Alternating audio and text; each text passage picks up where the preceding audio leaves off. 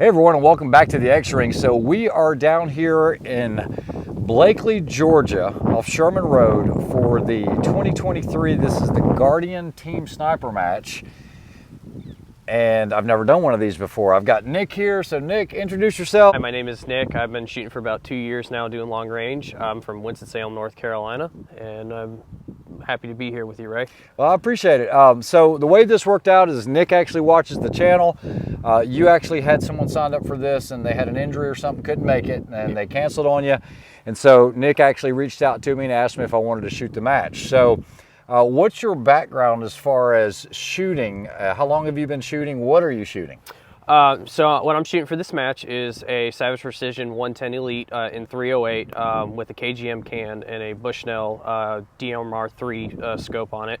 Long range, I've been only shooting for about 2 to 3 years, but overall just shooting about 10 years. Got it. Do you have a Kestrel or anything like that? No, I'm not shooting with Kestrel, but I've got AP ballistics. Okay. All right, so what we're going to do is, this is the entrance to the facility here.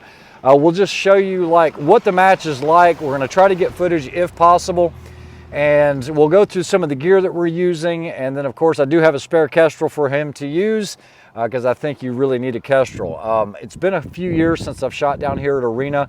I've actually got a lot of experience on this facility. This used to be the Legion Operators Training Ground, and so I had been here for some other things back in the day. But now it's changed hands and it's called Arena. I think where all the precision rifle guys come in and have to do an expo. The Precision Rifle Expo, I believe, is held here. So that's what it is. I didn't want to miss this video. Like I said, I don't even know if I'm going to be able to use this video, but we'll show you the registration process, the zeroing. This is on Friday, and so we actually start shooting on Saturday and Sunday as well. And I don't know the format. It's kind of different because Nick was telling me, and I read in the instructions that you don't choose a primary or a secondary. So I guess there are some times where we actually shoot simultaneously? Yes, and there's sometimes we shoot independently. And this is pistol as well? Yes, there's a pistol component too. All right, guys, so let's go to registration and let's go get these rifles zeroed in. So stick around.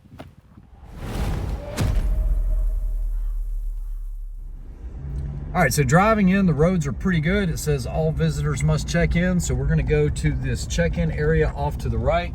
And you can see the sign there for the Guardian.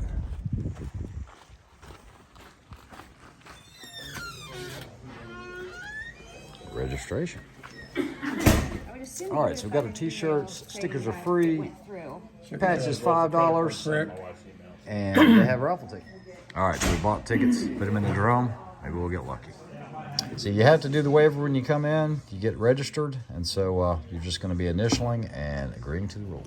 All right, so registration took all of about 3 or 4 minutes. They sell raffle tickets basically for a good cause, and then you've got to sign the waiver. Now what we're going to do is go over to the zero range. It is 200 yards long, so you're not going to be able to get any longer distance or any truing out of muzzle velocities or anything like that. Nick, anything you want to add? Let's go shoot. Let's do it. So to the right of the registration building is the road where you're going to go zero. So let's go ahead and head down this road. We'll go ahead and get our zeros done, get our velocities, and I think we should be good to go. Now guys, the road is really good because there's been no rain, but I do know that I've been here for past events and it turns into a muddy mess. They do have cabins here that are for rent, so if you ever have an event here, you can always rent those cabins, and there's some more directly across from registration. All right, so this is what you can expect from the zero range, 100 out to 200.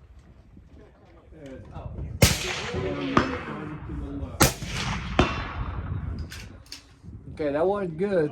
You got any wind in there or no? No wind. All right, let's do it again. Now, did you clean that barrel? No, I have not cleaned that barrel. Okay, because that is like not good.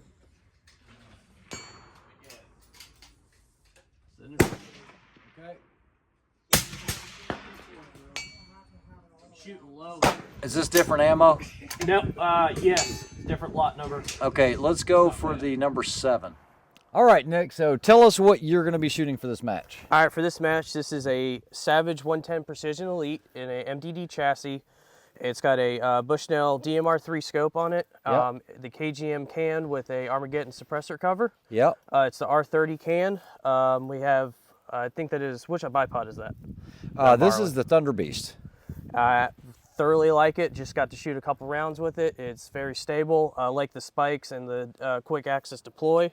And it's in 308 shooting 175 SMK Federal Premium. 175 SMK, so factory ammo for you? Factory ammo. And then you just put an arc and level on it because you needed a level? I just needed an arc and level. It was in my toolbox, and that's what I had on my hand. All right, now one last thing. How did zeroing go in your mind?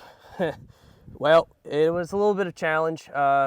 Here, the action screws were a little loose, so we had to do a little bit of torquing, a little bit of tweaking here and there. Overall, we got it pretty zeroed. Yeah, so initially it was kind of, we had a chance to shoot about a week ago. We got everything dialed in, come down here. He was pretty much 4 inches off of where it was zeroed before. Density altitude is only about 500 right now. And you got to remember where we were zeroing up in the mountains up at Big Ivy, it was like 4,000. It was something crazy compared to here. And so all that's going to change your zeros. I went to Clinton House last night or yesterday because I knew that the elevation, temperature, and all that was going to be pretty consistent to where we're at right now. I only had to do 1/10 of a shift. The furthest you can shoot out here is going to be about 260 yards because there were some steels off to the right. I've got the Christensen dialed in. The only thing I changed on the Christensen arms is I added the Area 419 Maverick because it is a team match, and I thought maybe we needed to have some communication. Yes, we still have the ears.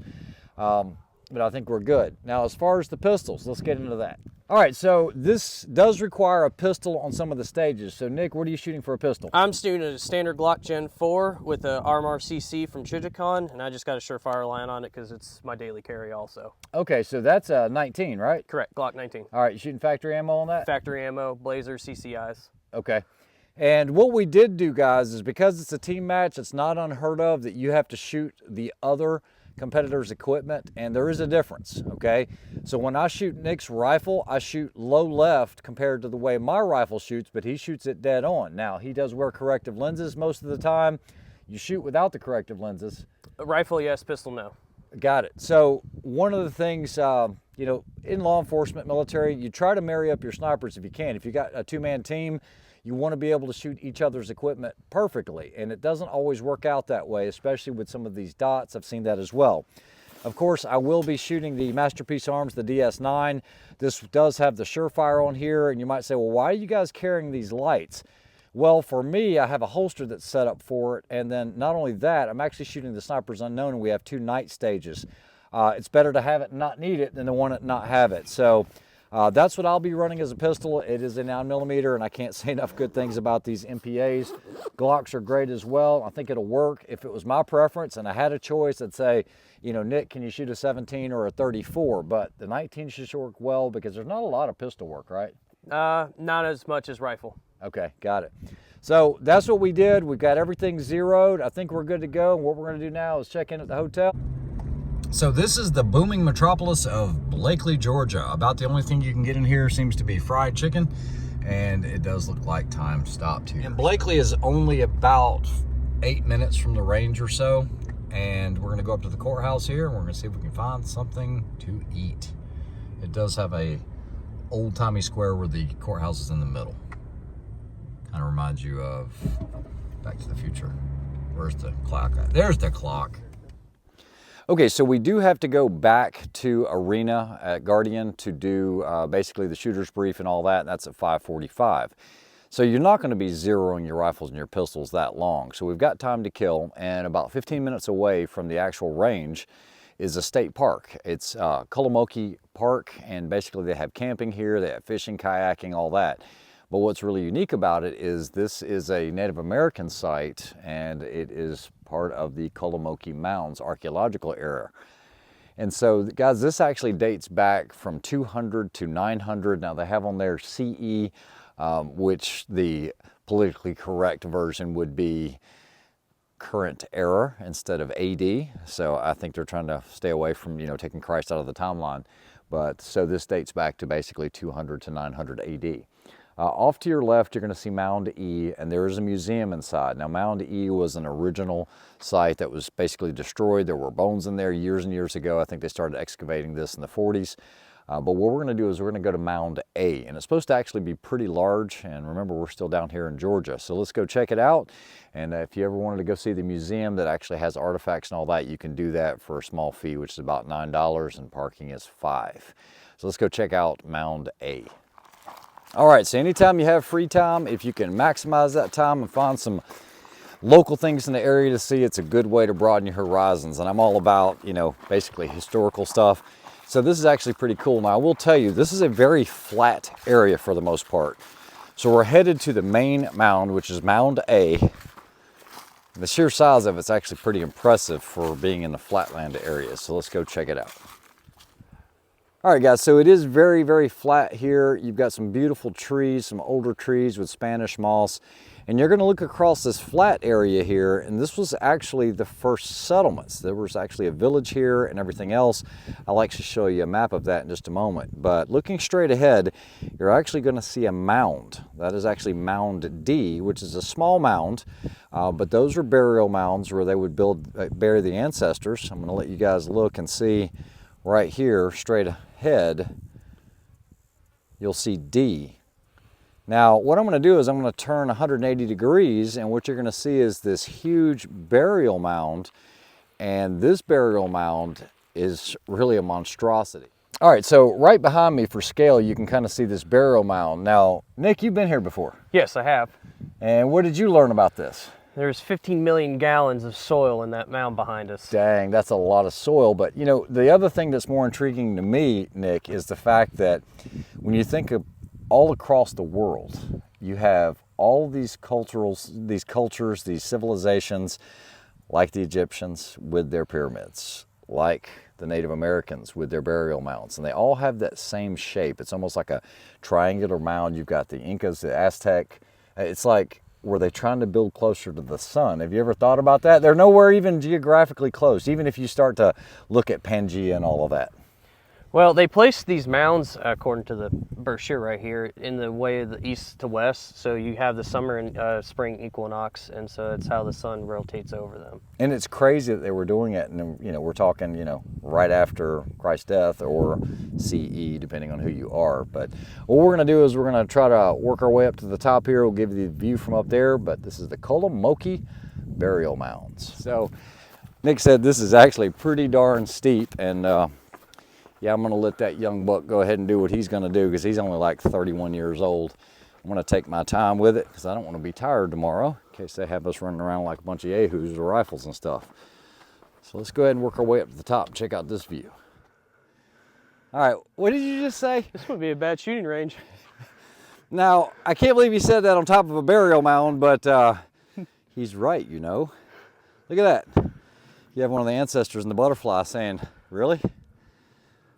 Yeah, a little windy from going up the steps, but it is what it is. That's a sign.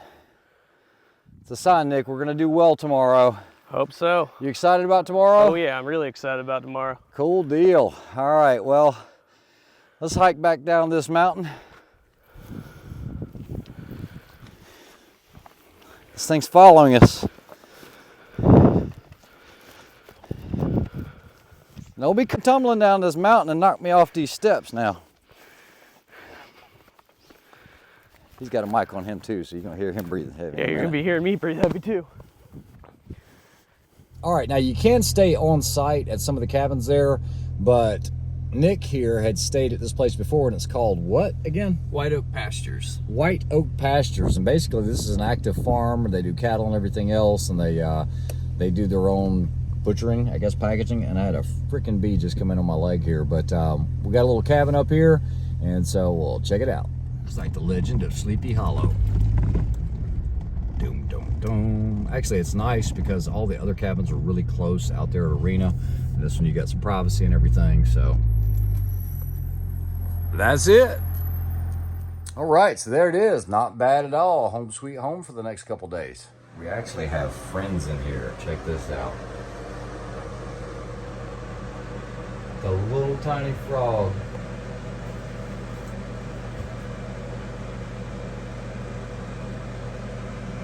that. What you doing in my sink, boy?